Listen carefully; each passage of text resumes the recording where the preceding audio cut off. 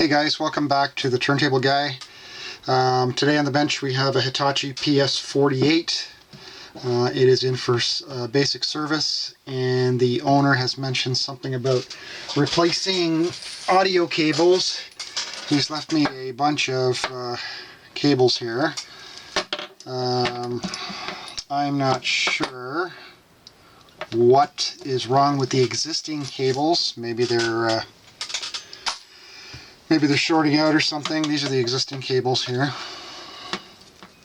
They look original. We'll test them to see. It's got a separate ground. So the PS-48 was one model above the PS-38, which I personally own.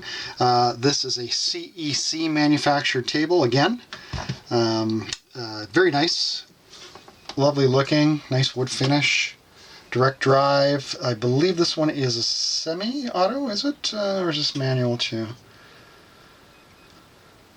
I wonder what the difference is between the 38 and the 48.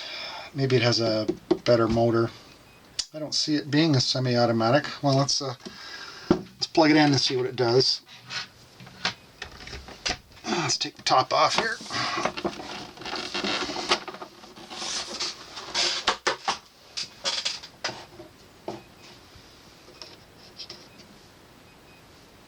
Okay.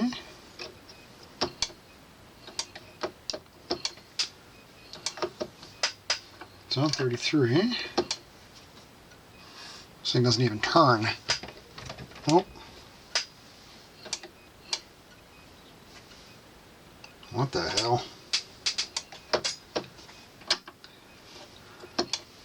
Let's try put the queuing up. See if we've got some bad pots.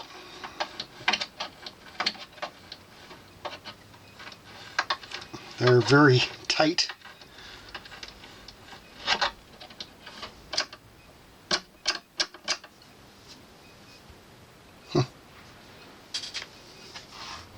There's no lamp on the strobe.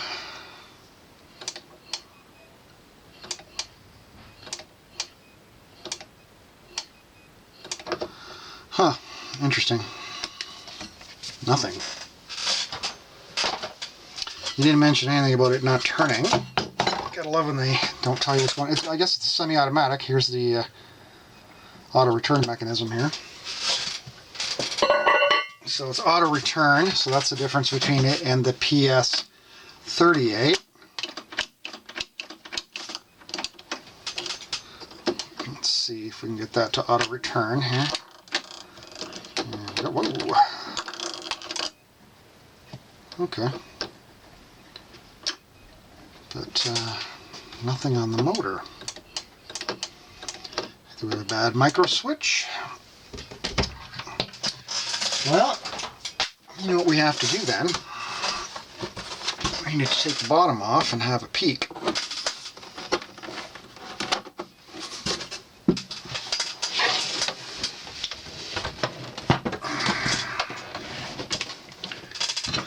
Oh, why don't we unscrew this one together?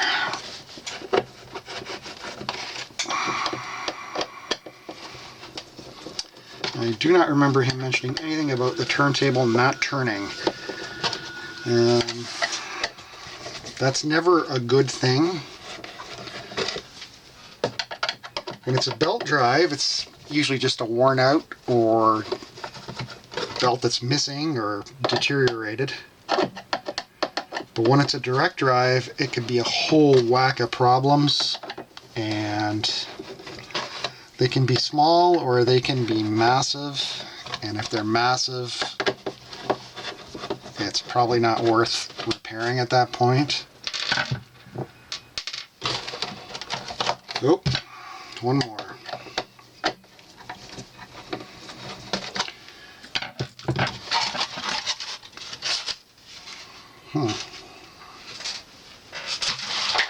Looks pretty similar to the PS-38 underneath.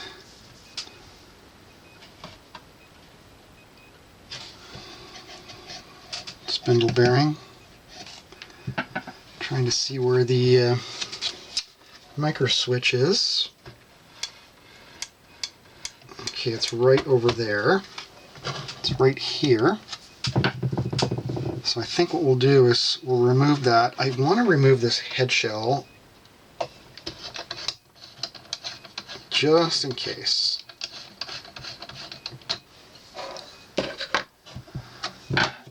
Okay, so let's just remove this. And we'll see if this is the cause of our no spin.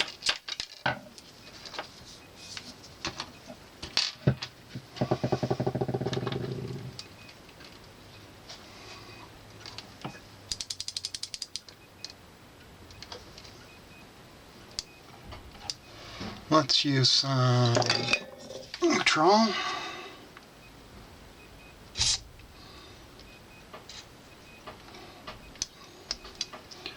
And we'll just flood the switch.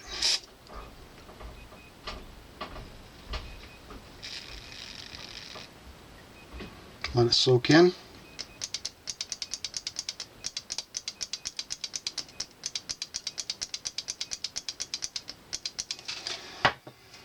And let's see if that did anything. I honestly don't think it will have anything to do with that, but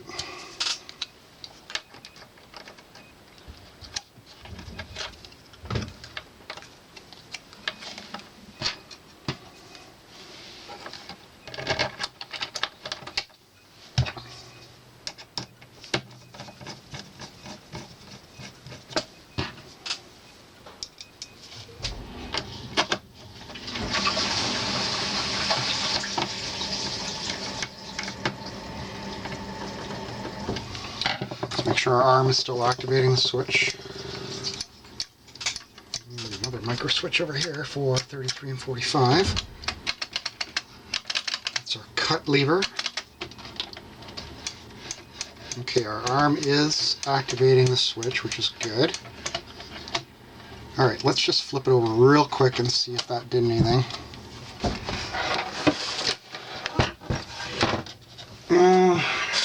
Let's put the base on.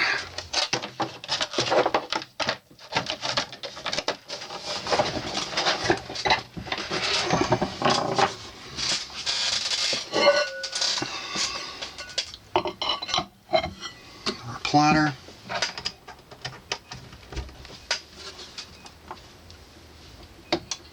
And look at that, folks. Can you believe it?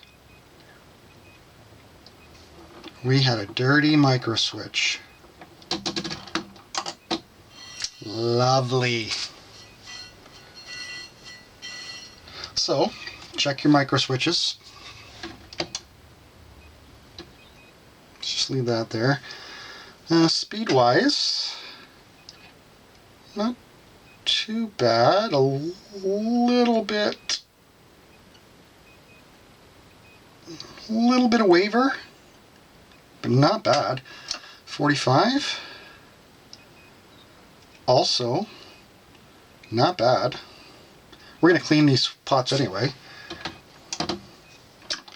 Let's take this off again. And unplug it, and let's clean some switches.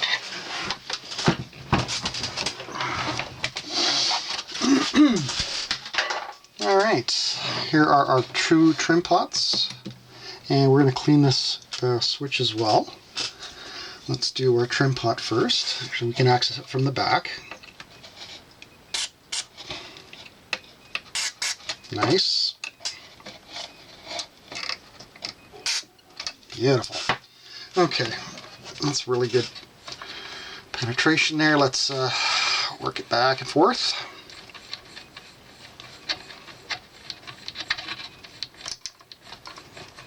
We'll also hit that micro switch. The 45 pot is very tight.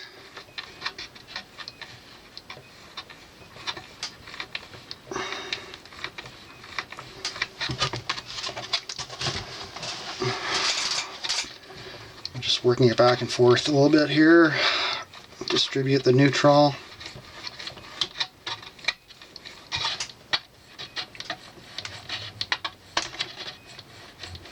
See, I just knocked the arm off its stand. So that's why you always want to remove your head shell. Or if you don't remove your head shell, if you can't remove your head shell, at the very least, remove your stylus. Okay? And if you can't remove your stylus, well, be very careful.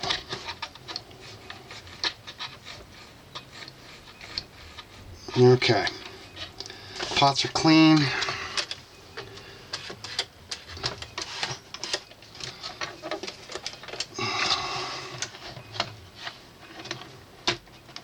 Just lock that arm in place. We're going to hit this micro switch. I think we're going to have to dismount this one as well to get proper cleaning.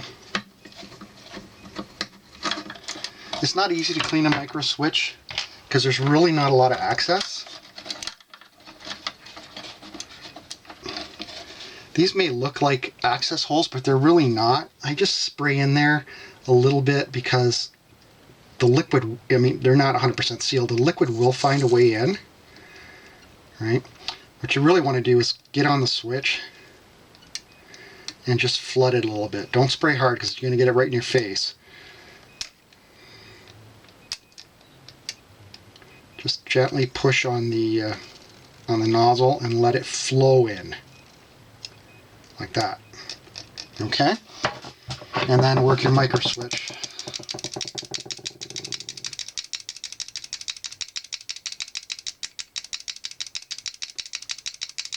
Like that. And then put it back. And you have to make sure it's in the right position, that the whatever lever is activating it is in the right spot.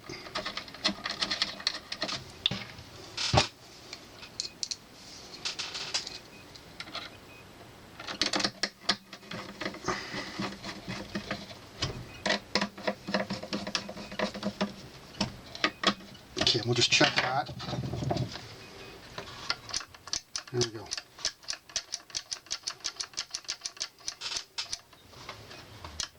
Okay.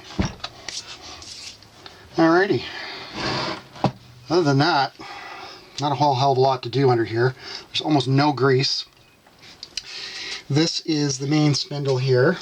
I am not going to be removing the motor in this case. It is bolted down, wired, and it's just not really worth it. I know from personal experience, owning the PS-48, that these CECs, the ones that are Hitachi branded, okay, use a very light grease, and that grease is usually fine. And you can tell just by moving the platter and the spindle from up top. We'll check it again, but I'm pretty sure we're okay here, so let's just leave that alone. So what we're going to do, we're going to put the base on.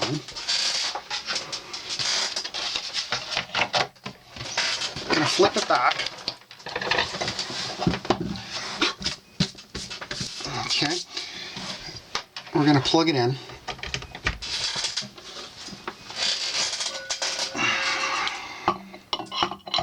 Let's check our speed pot again.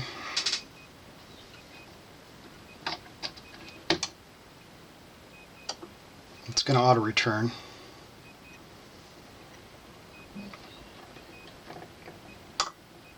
Let it auto return. Come back out. I'm just going to check that. Oh yeah, nice and stable now. Yeah, right on the money. 45. Nice and stable as well.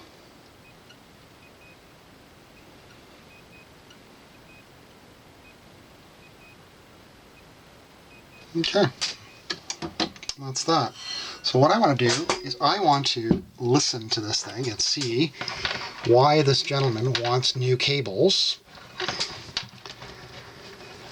And I'm going to do what I usually do. I'm going to dissuade him from changing them if they're fine.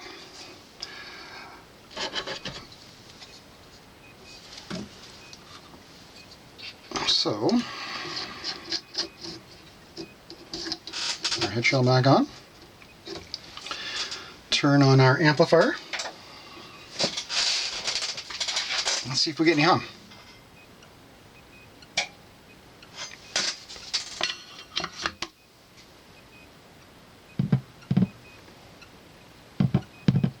Okay, we have nothing in the right channel.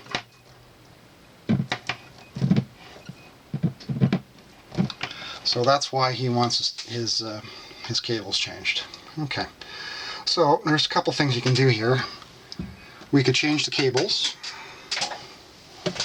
or we could leave the factory cables in place, which are probably fine, and change the ends. Okay, now I usually try to change the ends first, and what I use for that, I have several levels of RCA jacks. I got your really cheapo eBay ones, which do work. I'd say 90% of them work. And once they're soldered in, I usually put a little bit of heat shrink on here.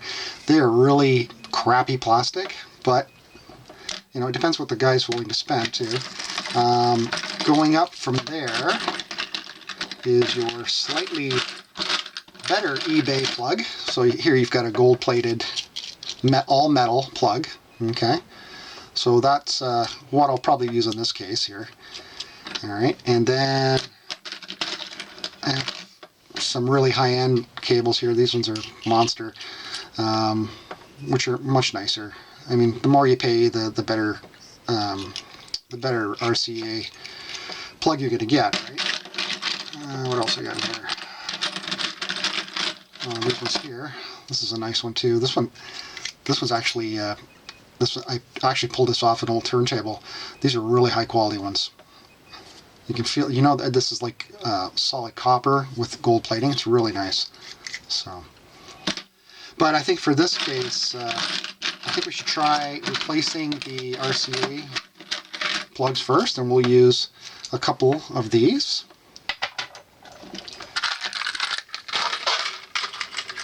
And I'm just going to pause, and we'll just prepare the cables, and then we'll solder these on, and we'll see how it works out. So just hang on, we'll be back in a second. Okay, so we've soldered on our new RCA plugs. If you want instruction on how to do that, there are countless number of YouTube instructions on how to replace RCA plugs. Okay, I'm not going to get into it. It's basically, you know, you strip your negative, your positive leads, tin them, tin the positive and negative connectors on the plug. Make sure you put your screw-on part in first before you solder it. Ask me why I know that. Helping hands like this are great. I usually put the connector in like that, all the way in, holds it, that way I can solder it on. Okay, and then attach your strain relief, and you should be done. Okay, so we've got a new set of plugs on these cables, so let's see how it sounds. Ground's connected, power. Just while we're at it, we can set counterweight and our anti-skate and all that kind of good stuff. Okay, I don't hear any hum, and I'm getting left and right, so that's great. Okay, so let's set our tracking force. I guess we can leave that spinning. So you want to balance your arm.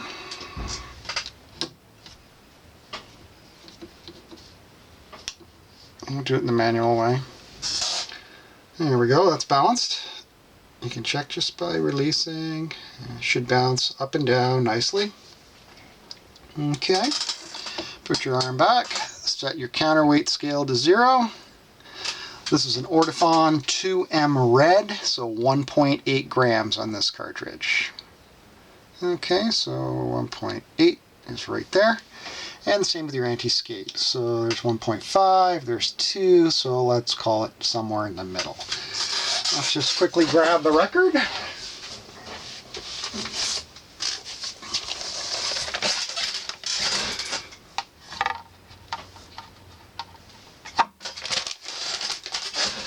And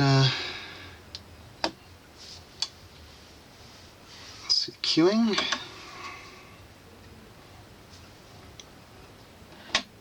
Queuing's nice.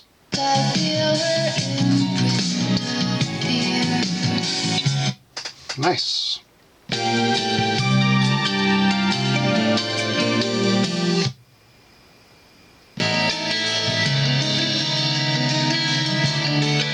Speed is just a smidge slow because when I put the stylus down, it starts going backwards. I'm happy with that. Let's see how our auto return works.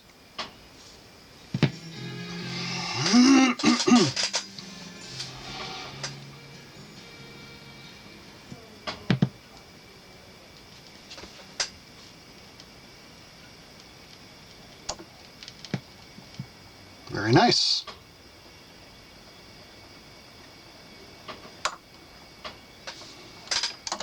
It's cycling well. Let's try our cut feature. Another spinner of strange. Very good.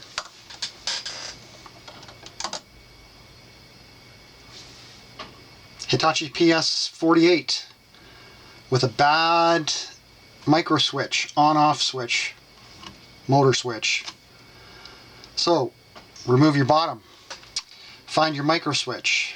If it's possible to remove it, remove it. If not, try to get your contact cleaner in there and soak it. Okay? Work it back and forth, and now your turntable is spinning. Okay? That's it for this one. I had a dual 1214 dropped off for general maintenance. I might show some items that you can look at as far as these old idler drive duals are concerned. There are plenty of videos. I would recommend that you check out 12 volt vids on YouTube. Dave out in Vancouver, or he's in BC. I'm not sure if he's in Vancouver or not. He does a lot of dual turntable videos out there. He's done just about all of them. The 12. You name the 12 series, he's pretty much done it. And he goes over complete maintenance, and his videos are excellent. Okay, but I might throw that one on the bench as well, just to show you what I do. I mean, what I do and what other people do might be slightly different, but there are certain things that those 12 series duals require, such as the Stoyer pimple replacement, and maybe we'll go over that. Okay, well, thanks for tuning in, and we'll catch you in the next video. Thanks, bye-bye.